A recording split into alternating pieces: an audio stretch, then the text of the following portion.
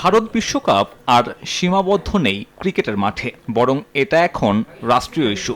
বুধবার তাই বিসিবি কর্তাদের দেখা গেল সচিবালয়ে।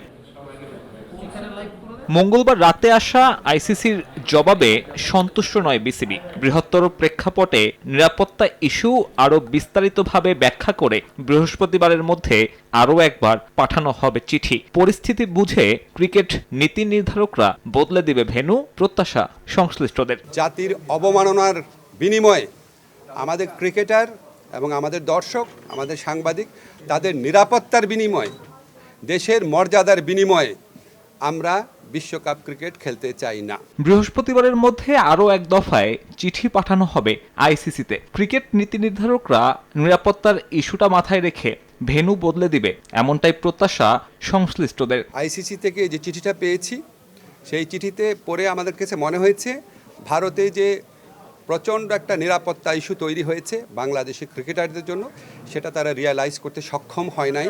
আমাদের যথেষ্ট শক্ত যুক্তি আছে, সেই যথেষ্ট শক্ত যুক্তি দিয়ে আমরা আইসিসিকে বুঝাবো। আমাদের স্ট্যান্ডের মূল নীতি হচ্ছে বাংলাদেশের নিরাপত্তা, বাংলাদেশের সম্মান আর বাংলাদেশের মর্যাদার প্রশ্নে আমরা আপোস করব না, কিন্তু আমরা অবশ্যই ক্রিকেট বিশ্বকাপ খেলতে চাই। তবে ভেন্যু বদল না করলে কি হবে?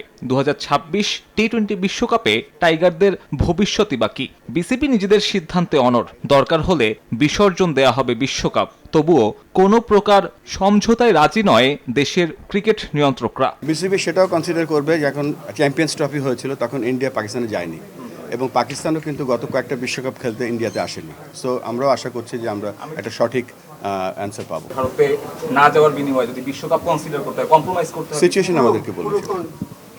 আমরা আমাদের ব্যাপারে অনড়। 8 ফেব্রুয়ারি ইতালির বিপক্ষে ম্যাচ দিয়ে বিশ্বকাপ মিশন শুরু করার কথা টাইগারদের। সাব্বির মিথুন, সময় সংবাদ, ঢাকা।